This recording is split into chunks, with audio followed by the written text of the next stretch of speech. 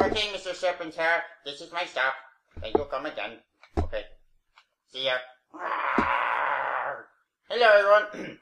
Hi. Okay, so now that Samurai is over, officially over, with the conclusion of that Christmas special that wasn't that great, mind you. I'm sorry. Okay, so I'm gonna talk about the ending of Samurai as a whole. Okay.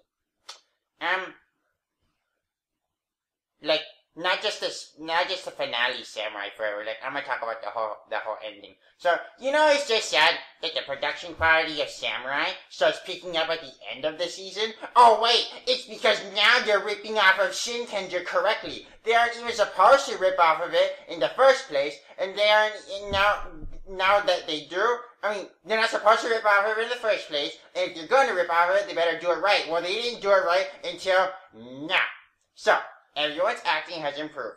Everyone except Najee De Tiege. I'm sorry, his acting sucks. He breathes too much, it's pathetic, and what's worse is that he's arrogant, and he thinks he's a great actor, and he doesn't know how to speak to his fans. I'm sorry, but Alex Heartman and Hector David Jr. and Steve Skyler are all awesome.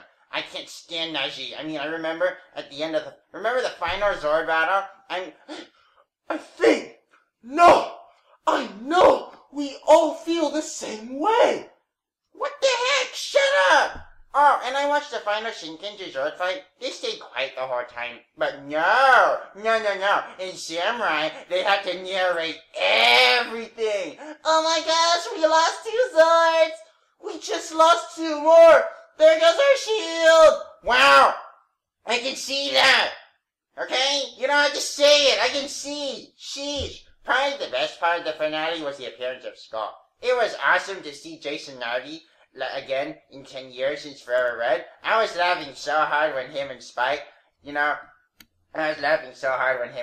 the sun at the end. Now, why the heck does Lauren have to leave? She has no reason to. And you know what she did? Because they're copying Shinkenger. Yep, it was stupid. And Mike and Emily, yeah, they just get together just because. The viewers have no reason to care that they get together. The viewers have no reason to care about Kevin's Olympic dreams. The viewers have no reason to declare that Dayu and Decker died. Why? Because there was no effort to create an emotional attachment to them all season. Why did we care when Pendrix died? Why did we care when Villamax died? Why did we care that Ziggy and Dr. K get together? Because we cared who the characters were. We cared about them. They demonstrated emotional development throughout the entire series, and we learned who they are and what their place is in the show. Samurai is some marketing venture that literally shoves into our throats who the characters are. Oh, Jaden is the leader. Emily's the little girl. Mia's the big sister. Let us figure it out for ourselves, punk. Let the kids learn and use their brains instead of making it so obvious, alright? And why the heck do Dayu and Decker die anyway? Just because they did in Shinkenger? That's ridiculous. Be original and let them be purified humans. Decker never even learns who he is or who Dayu is. It's stupid. They just die. Like Jungle Fury.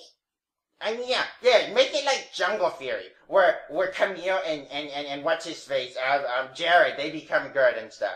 Another awesome part towards the end of the show is the Shogun mode fight with Master Xandrid. That was really pretty cool. It was such a beautiful battleizer, which brings me to my point, is that the Mega modes and the Shogun modes are the absolute biggest waste of money all season. Awesome armor, utilize in a cockpit? Why don't you use it outside? Don't even give me... I'm not talking about in-show. I'm talking about real-life production reasons. Why on earth spend so much money on something that you're gonna film only in a cockpit? Put it to use and film some American fight scenes. Is it cheap? Do you save more money to steal footage from Shinkenger? Or is it cheaper to steal footage from Shinkenger than to film an original fight scene but blow off so much money on the suits? I don't know. Whatever. Let's see.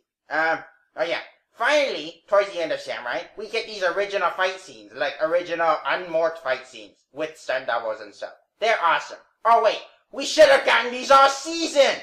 They did it since Mighty Morphin all through the Disney era.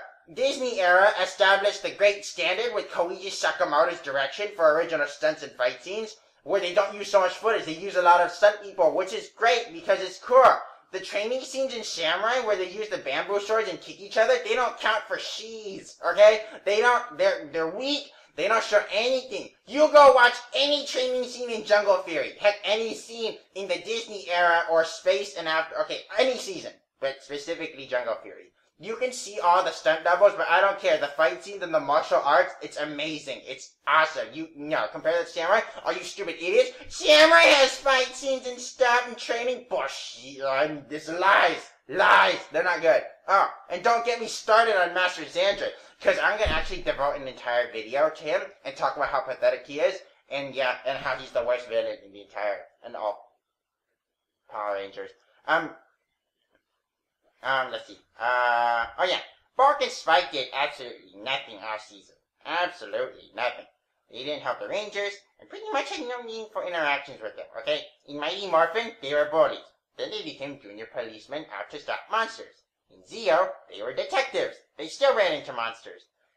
In space, they were fighting aliens. Oh yeah, and they still had influence, because remember in one of the first episodes when they were in the surf spot, and then Skull was like, what are we supposed to say? Half dark something, half green lines, and then it put the Space Rangers on their guard, so they knew Astronomer was following them. And in the finale, they stood up for Angel Grove in the entire world.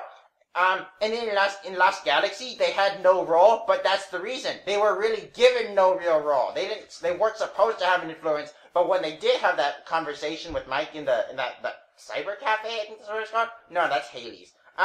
No, it was some cafe in Lost Galaxy, but they actually had a conversation with Mike.